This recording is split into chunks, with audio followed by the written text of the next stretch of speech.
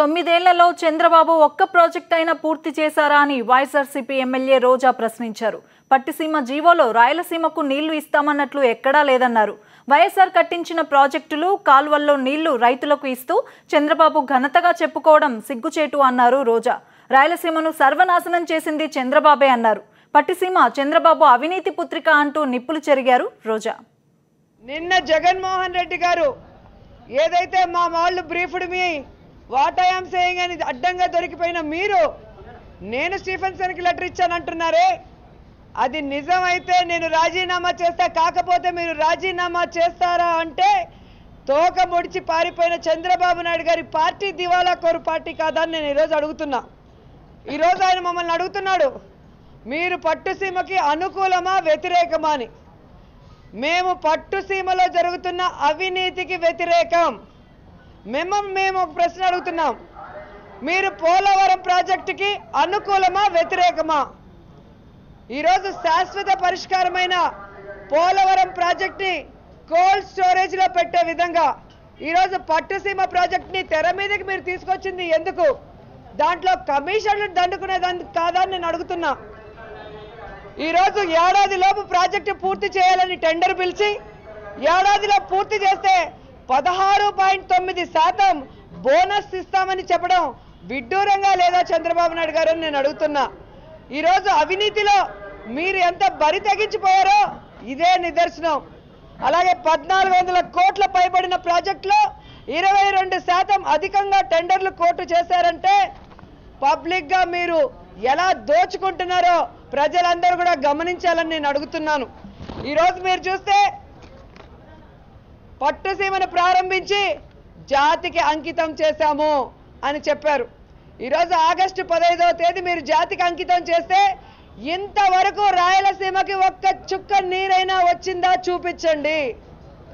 ఈరోజు పట్టుసీమ జీవోలో రాయలసీమకి నీళ్లు ఇస్తామని ఎక్కడైనా చూపించారా?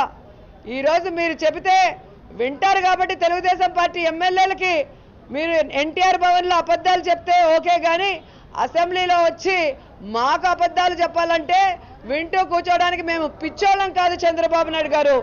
ఈరోజు పోలవరం ప్రాజెక్టు పూర్తయితేనే స్టోరేజ్ ఉంటుంది కాబట్టి రాయలసీమకు నీళ్లు తీసుకెళ్లే అవకాశం ఉంటుంది. అదే పట్టుసీమ అయితే ఈరోజు 80 టీఎంసీ నీళ్లు అంటున్నారే, అవి గనుక కృష్ణ మరి ప్రకాశం బ్యారేజ్లోకి వస్తే ఎక్కడ నిల్వ ఉంచుతారు? ఈరోజు 3 టీఎంసీలకు పైన మరి ప్రకాశం బ్యారేజ్లో నిల్వ ఉంచే అవకాశం లేదు.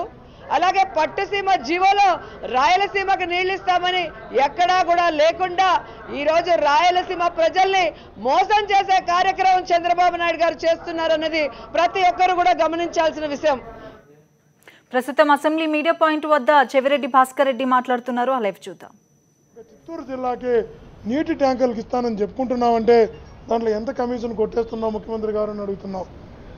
ఈరోజు తిరుమలకు నీళ్లు తీసుకెళ్లే కళ్యాణి డ్యాము ముఖ్యమంత్రిగా చంద్రబాబు నాయుడు ప్రమాణ స్వీకారం చేసేంత వరకు నీళ్లు వెళుతూనున్నాయి. తన ప్రమాణ స్వీకారం చేసిన రోజు నుంచే కళ్యాణి డ్యాం పూర్తిగా కూడా ఎండిపోయి తిరుమలకో తిరుపతికో రెండింటికి నీళ్లు లేకుండా పోయినాయి. స్వర్ణముఖి రివరు ఎంతో కొంత పారుతుంటే పల్లెల్లో ప్రజలు భయపడేవాళ్ళు, ఏరు వస్తుందేమని ఇప్పుడు పిల్లకాయలు క్రికెట్ ఆడుకుంటున్నారు, గ్రౌండ్లుగా మార్చుకున్నారు స్వర్ణముఖి రివర్ని. ముఖ్యమంత్రి గారు నీకు తెలియదా అని అడుగుతున్నాం. ఈరోజు కండలేరు నుంచి తమిళనాడుకి వెళుతున్నటువంటి తెలుగు గంగ వాటర్ని కైలాసగిరి నుంచి తిరుపతికి తెలుగు గంగ ద్వారా కాలువ ద్వారా నీళ్లు తీసుకురావడం జరుగుతుంది. ఈ గ్రావిటీ కోసం నీళ్ల వల్ల ఎలాబరేట్ అయిపోతుంది. రాజశేఖర రెడ్డి గారు 650 కోట్ల రూపాయలతో కండలేరు నుంచి ఎన్టీఆర్ జలాశయం వరకు పైపు లైన్ వేసి శాశ్వతంగా తాగునీటి సమస్య చిత్తూరు జిల్లాకు పరిష్కరించాలని ప్రపోజల్ పెట్టి వర్కౌట్ వరకు చేస్తే ఆ ప్రాజెక్టు నీకు గుర్తులేదని అడుగుతున్నా. సొంత జిల్లాలో నువ్వు పుట్టినటువంటి జిల్లాలో నీళ్లు లేక వలసపోతున్నారు. నువ్వు పుట్టినటువంటి ఊరుకు కూడా నారావారపల్లికి కూడా నీళ్లు లేక ట్యాంకర్లతో తోలుకునేటువంటి పరిస్థితి పుట్టిన ఊరికి, పుట్టిన మండలానికి, పుట్టిన నియోజకవర్గం కూడా దాహమ మహాప్రభుని అల్లాడిపోతుంది, గుర్తుకు రావడం లేదని అడుగుతున్నా. ఈరోజు కేవలం తను చేసిన అవాస్తవాలని బయటపడతాయని ముఖ్యమైనటువంటి ఈరోజు శ్రీకాంత్ రెడ్డి గారు అడిగారు, అందరూ అడిగాం రాయలసీమ గురించి మాట్లాడుతుంటే